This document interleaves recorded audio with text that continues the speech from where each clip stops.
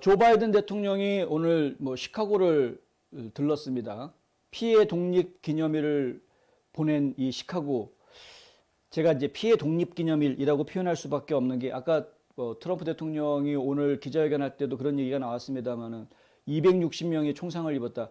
이제 그 숫자가 정확한 건지는 잘 모르겠습니다. 하지만은 저희가 보도해드린 내용만 봐도 100명 이상 총상을 입은 거는 저희가 어제도 보도를 해드렸었죠. 19명이 사망했습니다. 시카고는.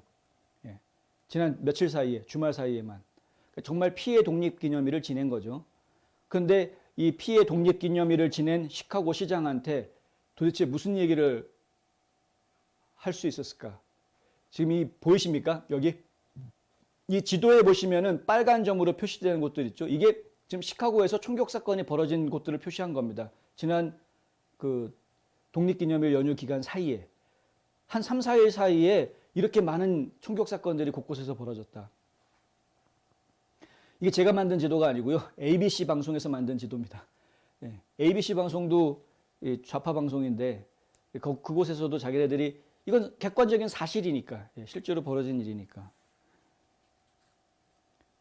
바이든 대통령은 오늘 일리노이주 맥케니 카운티에서 열린 행사에 참석해서 초당파 상원 의원 그룹과 백악관의 인프라 협상 가능성을 입증하기 위해 가는 길에 중간에 시카고 공항에 들르게 되는데요. 에어포스 원이 시카고의 오헤어 국제공항에 착륙을 했고, 그 공항 에어포스 원에서 내리는 대통령을 제이비 프리츠커 일리노이 주지사하고 그다음에 로리 라이트풋 시카고 시장이 영접을 했다고 합니다.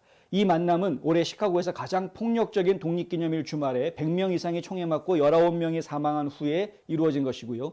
라이프 시장은 행동을 취해야 한다는 압력을 지금 점점 더 많이 받고 있다라고 폭스뉴스가 보도했습니다. 대통령은 지난달 시카고에서 폭력 사태의 주요 원인이 된 것이 불법 총기 단속이다. 불법 총기다. 그래서 결국에는 불법 총기 단속을 포함하는 범죄 퇴치안을 내놓겠다라고 대통령이 이야기를 했는데, 바이든은 매번 이런 식입니다. 총기가 문제다.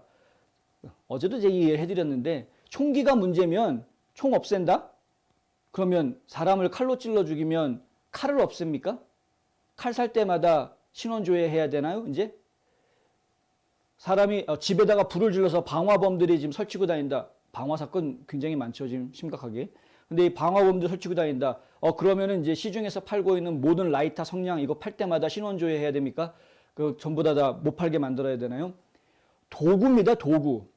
도구는 문제가 되는 것이 아니다. 도구를 사용하는 사람이 문제인 것이다. 결국 사람에 대해서 이야기를 해야 되는 것이죠. 사람에 대해서. 그들에 대해서 교육해야 되고 그들을 지켜봐야 되는 것이지, 총기 단속하겠다.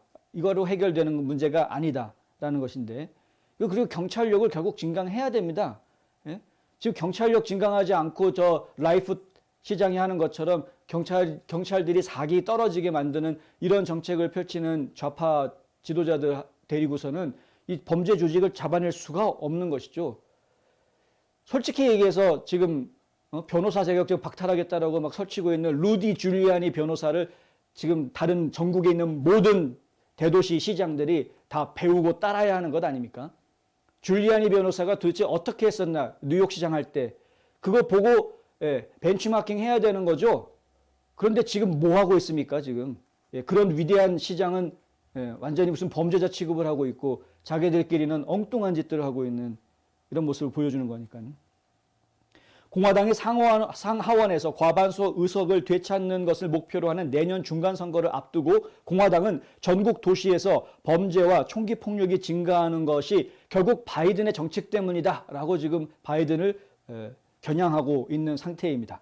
그리고 그들은 지난해 인종 불평등에 대한 시위가 있은 후에 민주당 내 극좌파 일각에서 나온 경찰의 자금 지원, 경찰의 자금 삭제, 예산 삭제 요청에 대통령과 의회 민주당 의원들을 결부시키려고 지금 하고 있다. 공화당 쪽에서는 공화당에서 나름대로 프레임을 걸고 있는 것인데 뭐냐면, 결국에는 지금 이런 좌파 정치인들이 이런 폭력 사태가 더 일어날 수 있게끔 부추겨 준 것 아니냐. 마치 국경이 무너진 것처럼 이민 정책을 갖다가 제대로 된 이민 정책을 펼치지를 않고 말도 안 되는 어설픈 인권 어쩌고 저쩌고 하면서 잘못된 이야기를 하면 웰커밍 어쩌고 뭐 이렇게 해버리니까 결국에는 국경이 무너지지 않느냐, 위기가 오지 않느냐는 것입니다. 마찬가지로 지금 폭력 사태가 이렇게 만연하고 있는 상황도 결국에는 정책을 잘못 펼치고 있기 때문에 이런 일이 벌어지고 있는 것이다. 경찰 예산 삭감하라는 이런 좌파들의 잘못된 정책이 폭력을 부추기고 있는 이런 상태다.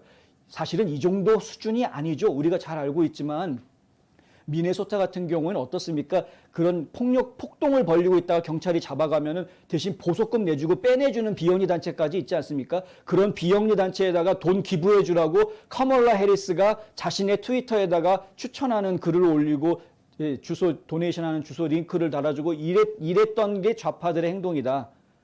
범죄자들 풀어주는 일에 앞장서고 경찰 예산 줄이는 일에 앞장섰던 것들이 이게 좌파들이다 지금. 정신 차려야 되는데 우리 국민들은 왜 이런 것들을 지금 다 까먹고 홀딱홀딱 자꾸 넘어가시느냐. 그러면 안 된다는 겁니다. 6월 27일부터 30일까지 실시된 ABC 뉴스 워싱턴 포스트 여론조사. 저희가 전에 한번 보도해드린 적이 있는데요. 이런 좌파 언론들이 실시한 여론조사에서도 대통령의 지지율이 상당히 위협을 받고 있다. 특히 범죄에 대해서는 정말 잘못 다루고 있다. 범죄에 대해서 잘하고 있다가 38%, 잘못하고 있다가 48%, 10% 차이 나는 거로 나왔습니다. 모든 국민들이 다 알고 있죠. 잘못하고 있다.